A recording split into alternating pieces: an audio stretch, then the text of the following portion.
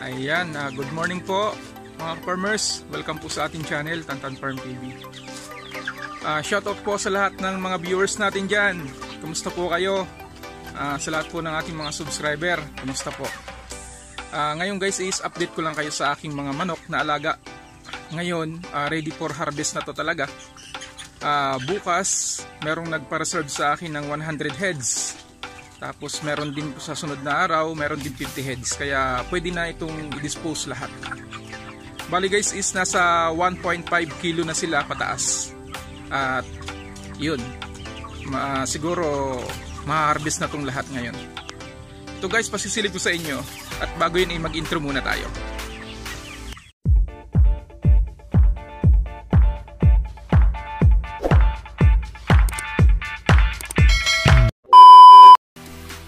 Yan, sa atin namang mga sisiw na lalo pat bagong dating, based sa aking experience guys, ang ginagawa ko, bali isang oras ko muna ilalagay sila dyan bago ko sila painumin.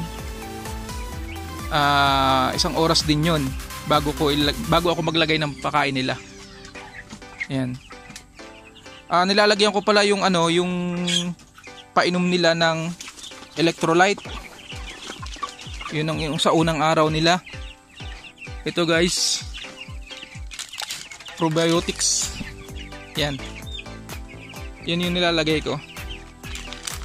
Tapos nilalagyan ko ng antibiotic naman sa pangalawang araw hanggang ika-4 na araw.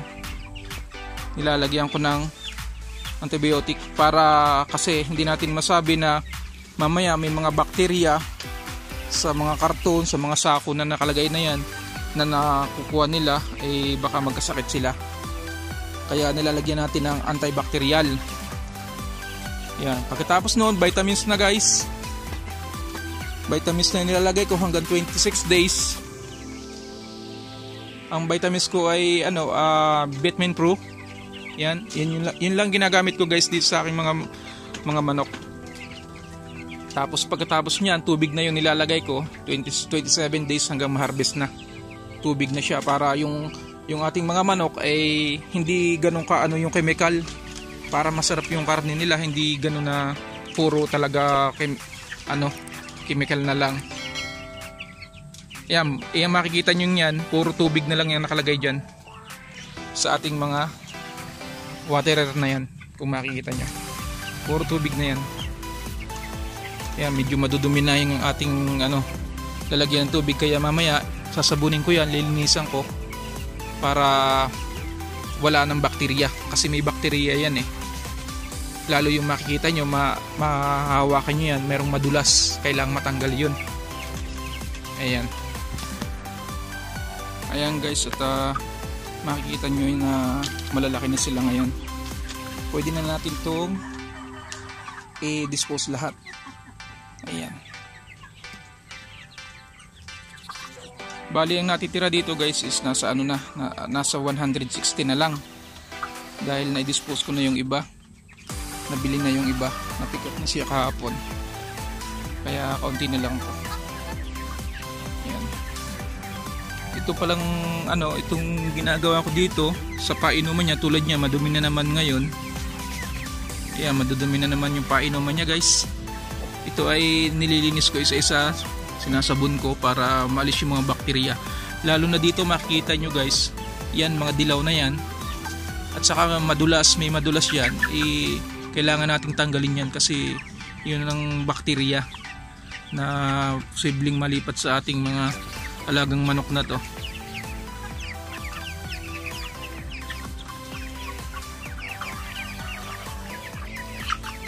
Dito sa kabila na to, binukod ko.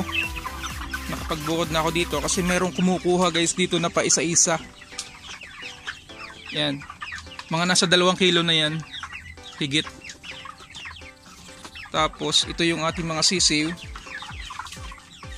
Ito sa inyo yung mga sisiw natin guys. Malulusog na rin sila. Nasa na sila? Nasa 10 araw na rin sila sa akin. Yan, malulusog na rin. Ayan, nasa 50 heads to lahat. Tapos may parating pa rin akong sisiw nasa 50 heads pa rin yung in-order ko. Kasi every week na order ako ng sisiw para yung ating pagbebenta ay every week din. Meron tayong na-harvest at nabibenta para tuloy-tuloy yung ano natin. Ayan, sa isang araw malalaki na rin to.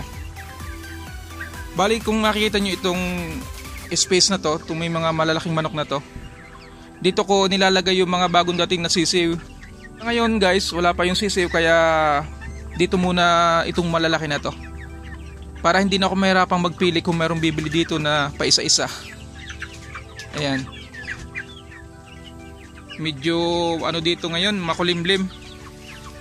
Makulimlim siya dahil parang masama yung panahon kagabi. Kagabi halos magdamag na umuulan. Yan. Kaya ngayon medyo kulimlim, pero binuksan ko na yung trapal. Yan, kabilaan may inawang ko na siya pero hindi ko nilahat kasi baka biglang umulan.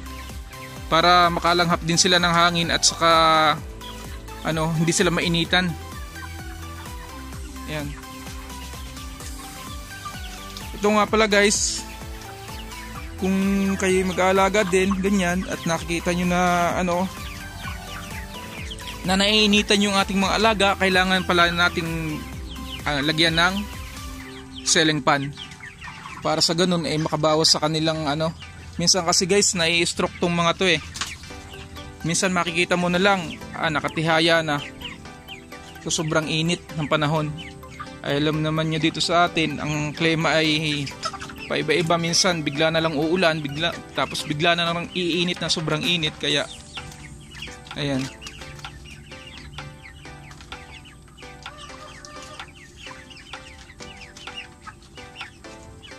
Ayan. Ngayon pipili tayo ng ating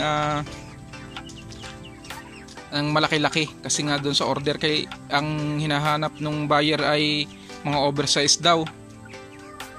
Mga oversize siguro meron tayong makukuha dito ng mga tig 2 kilos pataas. Para Guys, ito palang ating manok ay nasa 34 days na ngayon. 34 days na to. Iniintay ko kahit hanggang 37 days at talagang malalaki na talaga sila. Meron ding makikita kayo guys na bansot.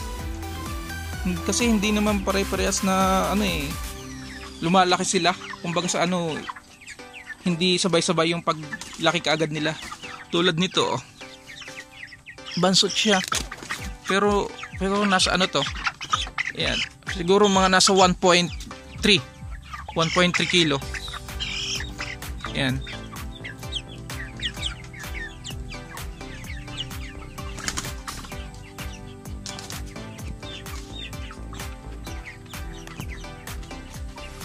Ayan. Yun lang guys, at salamat po sa inyong panonood. Shout out po sa lahat sa mga silent viewers natin dyan. Sa hindi pa po nakapag-subscribe na aking channel, please po pa-subscribe naman, Tantan Farm TV. Yun lang guys, at ingat po tayong lahat saan man tayo naroon ngayon. Bye bye po and God bless.